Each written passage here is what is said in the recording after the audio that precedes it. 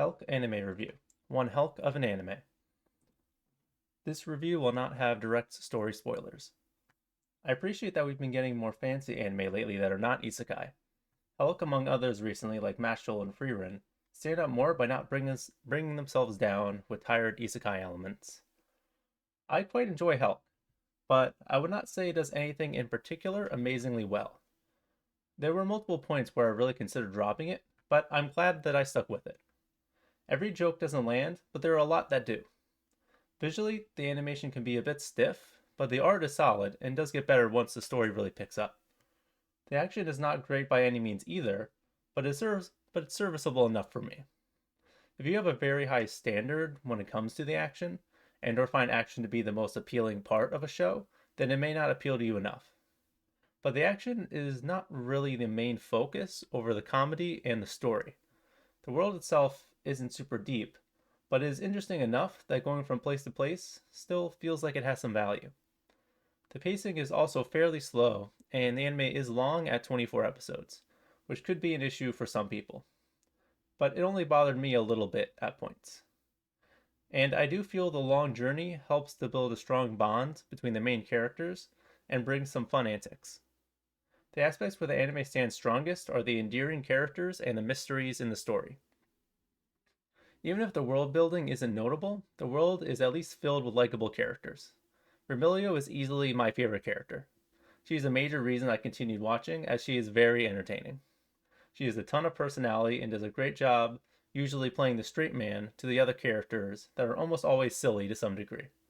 I really like her voice acting, and her explosions of anger from everyone's straightforward enthusiasm for whatever silliness is going on is really great. She bounces off of the generally goofy tone of the world very well, keeping it somewhat grounded while adding to the comedy. She also grows a lot as the series goes on to be a more well-rounded and kinder person. Her design is fantastic too. Helck is an example of great, simple character designs. Many of the character designs are not especially novel or complex, but they're very clean and simple designs that are really appealing to me. Helck also builds into an endearing and interesting character. He is very simple and straightforward intentionally, with the main intrigue being how he's so freakishly strong and why he wants to do what he says he wants to do while having a smile on his face 24/7. He's a very simple and straightforward character, both from a literary and in universe standpoint. Most of the mysteries are related to him in some way, so you do have to accept that it will take a while to get to the meaty details of our main character.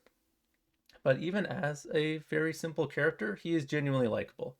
He's the wholesome, optimistic teddy bear type of person that goes all the way on that energy. He's a fun character to see react to adversity. I really buy into Vermilio and Helck becoming genuine comrades over the course of their journey. You get to see them go through all kinds of situations and learn to trust each other. You spend a lot of time watching them journey together, and during that time, there are a lot of hijinks.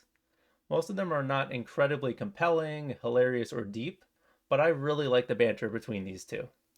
Helck is stoic, unwaveringly positive, and very straightforward, while Vermilio is easy to anger, very rational, and the strategic one. Pee-wee is also a great addition that makes for the main trio. Pee-wee seems like he would be annoying, but for me, he never was. His dialogue is silly and funny, and he changes the dynamic between the main two by being more gung-ho along with Helck, and therefore giving Vermilio less control. If these three did not have a good dynamic, then it would have been very hard to get through this show. The side characters are also solid, keeping the show entertaining even when the titular main three are being cut away from. One super funny moment I won't spoil is in the first screenshot I used. That's my absolute favorite moment of the show. That was super unexpected, and the funny but sweet funny and sweet dynamic of the characters is at its finest in that moment. When it comes to the standard action comedy fantasy show, I believe the mystery angle of Helck is very novel. That's the biggest draw of the show, in my opinion. There are multiple levels to the mystery and the intrigue that you do have to sit with for quite a while. When it comes to the mysteries that we get answers to pretty far in, they're not mind-blowing, but they are compelling. A lot of it did genuinely tug on my heartstrings, even if it wasn't mind-blowing or entirely unexpected. I think you can see a bit of what happens coming, but it did not really change the impact.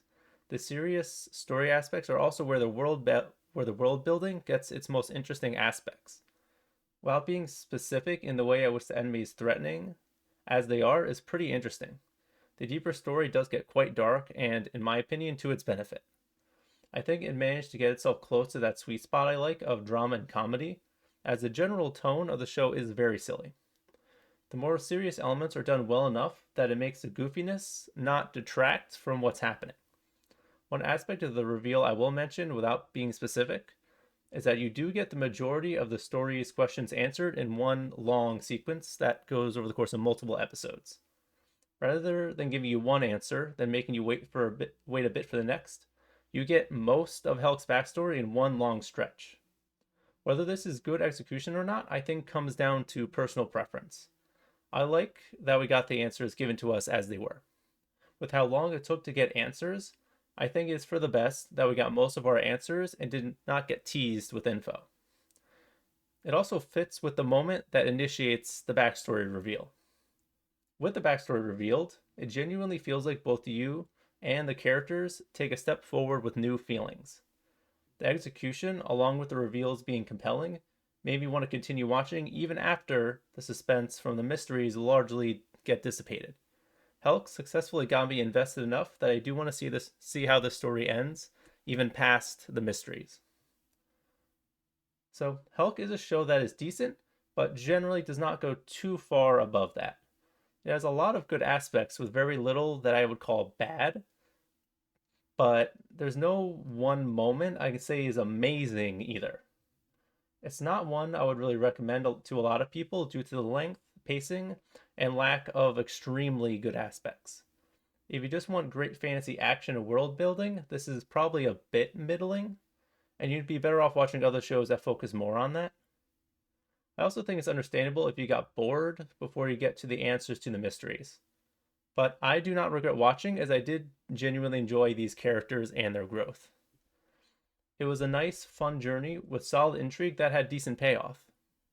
If you like mysteries or just want to follow likable, goofy characters, I do think you should give it a shot.